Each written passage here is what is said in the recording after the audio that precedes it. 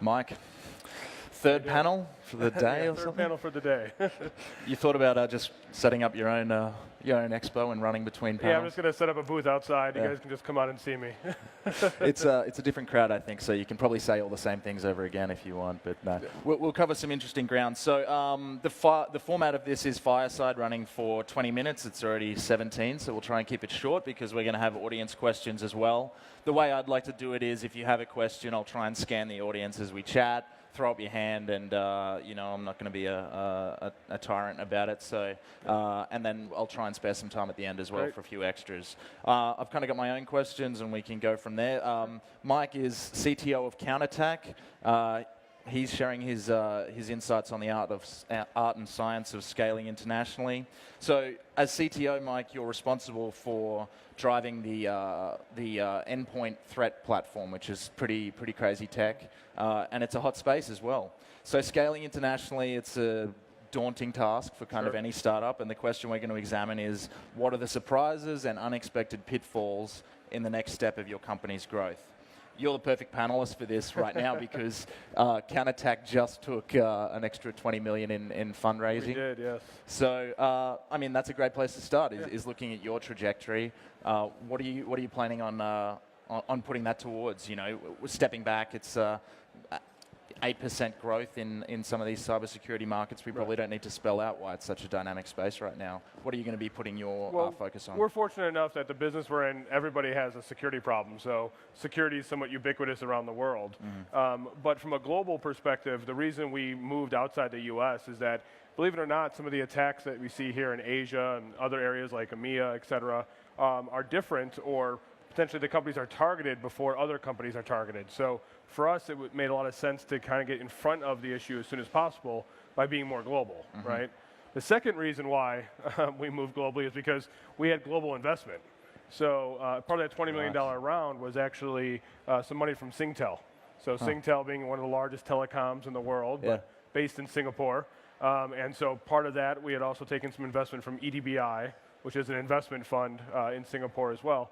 And so that investment led to us wanting to move into those areas. And so when we think about scaling globally, the biggest hurdle for us so far has been the fact that every country is different, right? So everybody knows this, but from a doing business perspective, it's different. Some companies or countries, you do business direct. Some countries, you go through a partner. Some countries prefer a service rather than a product, right? So you have to understand those nuances in each of those areas.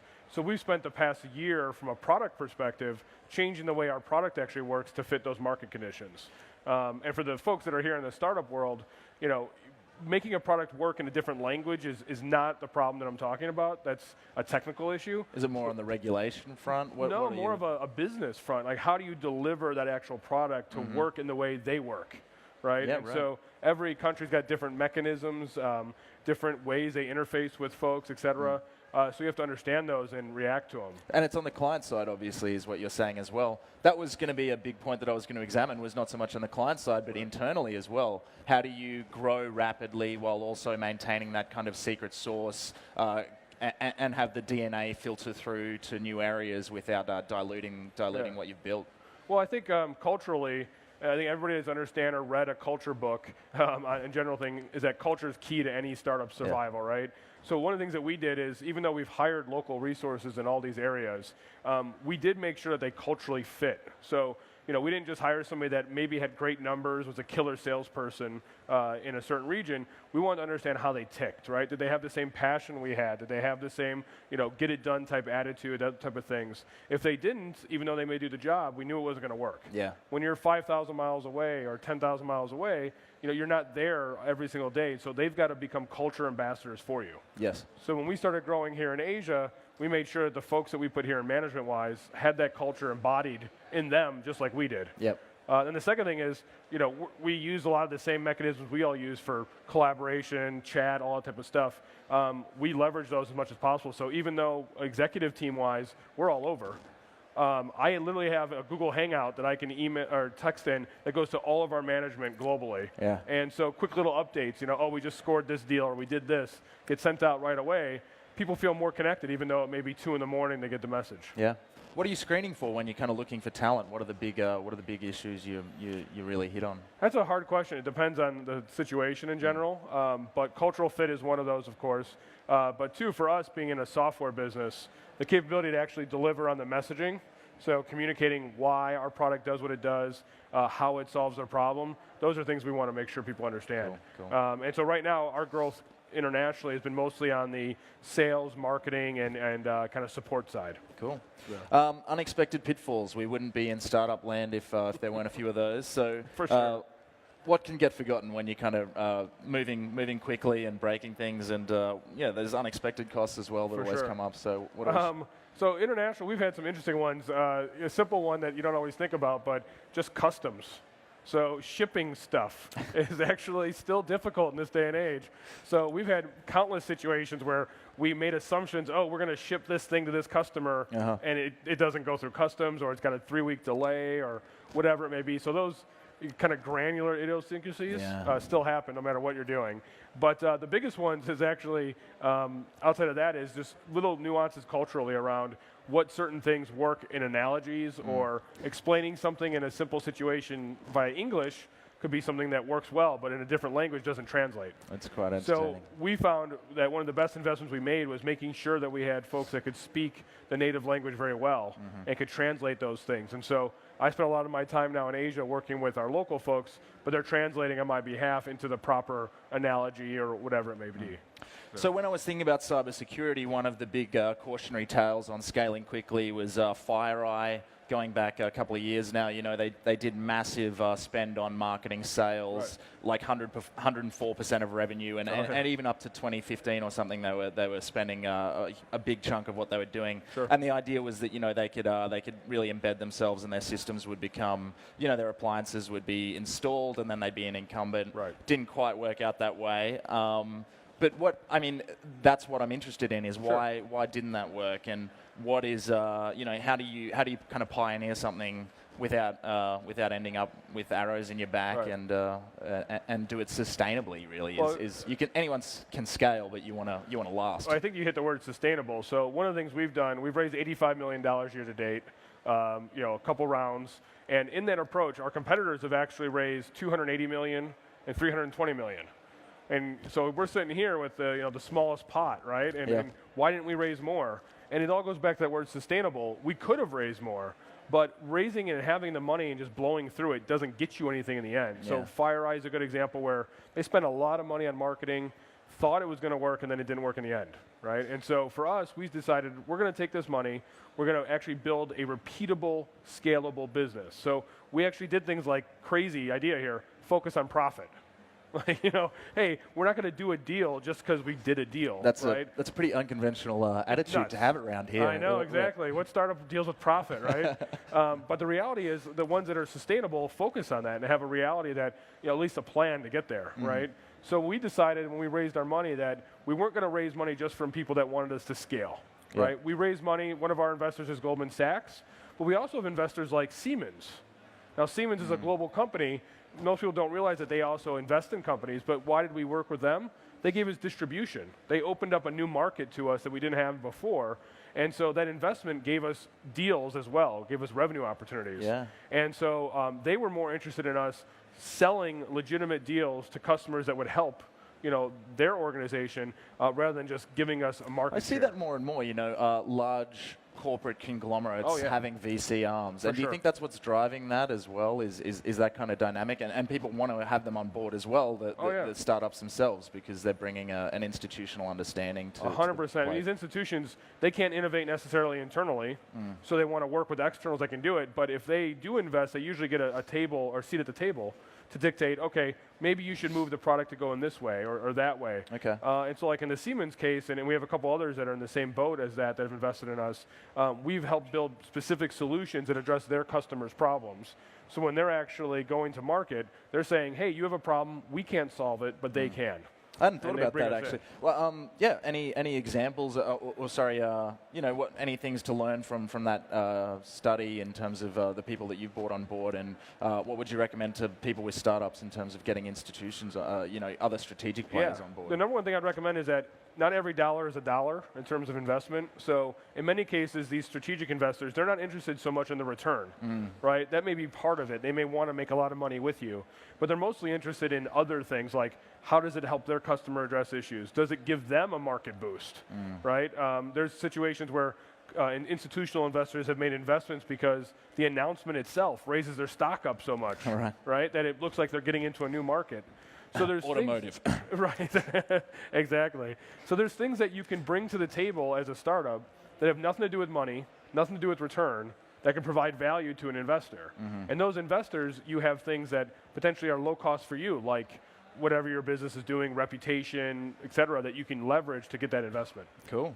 How does, speaking of strategics and other people playing in the space, how does competition affect your scaling strategies? You're in a pretty white-hot sector. We don't even need to say the word like WannaCry or whatever, and people are thinking, and then on top of this, endpoint, threat detection is an even hotter category of that right now. And there's a lot of investment going into that, which also means more competition. So what does that mean for you in terms of thinking about the future and how you're going to grow? Competition to me, actually, in my opinion, from multiple companies I've started up, if I have competitors, there's a legitimate problem then. Right? That means that my customers have a real problem that we can actually go solve. It changes the problem from being an idea problem to an execution problem. A lot of startups aren't good at executing, sadly, but it becomes an execution-related issue, right? However, what we've seen in our specific industry is that while we do have competition, the competitors help us, stay strong, right? Meaning we now have somebody to compete against, so we have to keep ourselves strong in terms of our technology, our mission, our vision, et cetera. But people ask me all the time, with all these competitors, Mike, who's your top two? Yep. And my answer is always denial and confusion. So when you have competitors, you have a situation where your customer gets confused. So they're either in denial about what they need to do, or they're confused on who does what and why, right? And so it changes the execution to be less about your product generally to more about educating the market, helping spend time with the customer to help actually solve their real problem. Interesting. And so when you have a highly competitive market, in my mind, it's a very different type of execution strategy. Crazy. Yeah. Cool. And you're talking about choosing your market geographically as well. I mean, you mentioned that you're growing in certain areas partly because of the investors that you've had, but obviously there's markets there. What's the difference between kind of following customers into areas versus saying that's a really hot or interesting geography, let's get there? What's the difference there? So I'm a big believer that you shouldn't necessarily go into a market without a customer. Okay. Meaning, for us, every single market we went into, we had a specific customer that was paying us to essentially be there. So we got a deal in that market first before we put a kind of plant the flag throwing there. money out there on a... No, I think it's too hard, especially when you're a startup. If you're moving into a first region for the first time, you've got office space, salaries, all that type of stuff, and you have no guarantee of return. That's a hard problem in my mind. Yeah. I much would rather partner with a customer, and when I say partner, I really do mean that, by saying work with them. Hey, we're not in the region, but we're willing to invest some money to be in the region if you're willing to give us a deal. Yeah. And that's usually, in my mind, the best way. As a mergers acquisitions reporter, often people say partnership to me, and I'm thinking JV, and I'm getting all excited. But often they mean a client, and they're just growing into an area with their hands held very closely. Exactly. And it's a great way of doing things. Our first deal actually in Singapore, we were working in their office, so we actually were working out of our client's office. Yeah. Rather than, and they knew it, but we were working for them, supporting them, but we also started growing, and then we got our own office. Cool. Yeah. So there's been, as I say, I cover M&A, and there's been a bit of a reference to consolidation in the space, partly probably given that competition. Nothing major yet, but it's a growing area. How do you... what's the kind of dynamic there that makes you choose growing organically versus inorganically and acquiring your way into areas? When does that make sense? So I mentioned earlier, we actually care about profit. So for us, there's only one growth path, which is growing a profitable business, right? If something comes along and somebody offers us a bunch of money or whatnot, that's great. But for us, it's about building something that we can scale, right? So that means we actually spend time making decisions that are hard decisions like budgets. Yeah. I was joking actually on a flight over here, why don't I fly business class? Well, the reason is, yeah, I could use part of that $20 million in fly business class, but I'm going to reuse that money and I'm going to have a training session or reallocate it in some way. So we still think like a startup because we are a startup. We're still trying to build a repeatable business. It's an existential question, isn't it? You still get there in the end on time, You do, right? exactly. Unless they lose your bags. They lost my bag on the way here. Oh, no. So we got 2 minutes. Questions? Anyone? Hands anywhere? Not seeing any right now, but I still have more questions, so we can just I can just keep going. I love moderator tyranny. Yeah, for sure. Cool. So growth hacking, it's a term. Do you want to talk to that term? I think it means so many different things right now. You can't really define it, but I think the embodiment of what it means is kind of the get shit done, right? That's kind of what I call it. And so from that perspective, I'm all for it, right? Do whatever you think is going to be successful in growing your company. And the benefit of being in this world nowadays is that you can try things. It can fail horribly, and you can stop doing it all within a matter of 24 hours. And so you're not usually having to commit a whole bunch of capital up front to try an idea. So why not try more of them? And you're in cybersecurity, so you know all about hacking, I guess. Of course. You apply the same models. I think there's more avenue for it, and I think it's internationally as well. In an area like this, it's great because there's just those cultural differences and all sorts of things, and a lot of growth hacking, or however you want to define it, is about like arbitrage between understanding different markets and how you can kind of play different systems against each other. You can. I mean, I think you can overcomplicate things a lot when you kind of get into these very esoteric approaches to growing your business. In my mind, if you can't simplify your business down to who my customers are, what they need, and how I deliver it, and you can't iterate on that relatively easily, either you have a really, really complicated product, which means a small space, or you've overcomplicated it so much you're going to just get in your own way. It's true. Easy to trip up. Maybe that's a good question. What are the big trip ups, and how do you? What are the trip ups you've had maybe recently, and what did you learn from it? I think our most recent one I would say is from a product perspective, we had some new features we needed to release in our product, and we needed to release them probably 8 months ago. And they were kind of ready in a prototype-like form, but we decided, no, we're going to make them perfect. And perfect is the enemy of done. You guys have probably heard that before. And so we wasted 8 months perfecting these things to deliver basically exactly what we had 8 months ago, right? And so the net of the effect was that we wasted 8 months of time getting in front of customers, things like that. I don't think you've got a small business unless you've made that mistake, right? Oh, for sure. I mean, it's part of the process, but even when you've got 100+ people and you're making good money, you still make those mistakes. Final call for questions. We're actually at time. We have one over here. Hi, thanks very much. Great insight. This is a bit more of a semantic one. Sure. When you open in new regions and you have, say, a global marketing strategy or growth strategy, and you've got local teams executing the local marketing, how do you manage their reporting to the global strategy versus giving them autonomy to do their jobs versus managing the HR side, which is a local thing, and the sort of the juggle of global alignment versus local action? So great question. I would actually counter that with, you don't go to the market with a global strategy. We've always asked our folks, what is the strategy for your region and why? And how does that map to our global strategy? So we haven't dictated it. Rather, we give them bigger parameters saying, here's what we want to see. Tell us how you're going to execute on that. One region and how you execute is going to be very different than another, especially in a marketing term perspective. So every region right now we have is different from a marketing perspective. That does roll up into a bigger kind of dashboard strategy, but each execution-wise is different.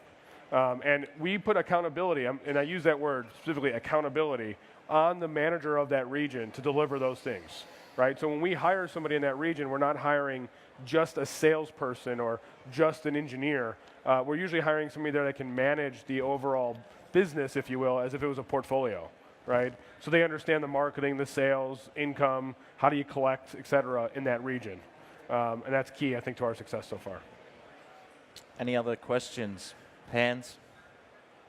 We are actually over time, so we should probably free up the stage. Thanks for joining us. Yeah, great. Appreciate the time. Thanks, Mike. Really appreciate it. Cheers, man. Yeah, thanks a lot.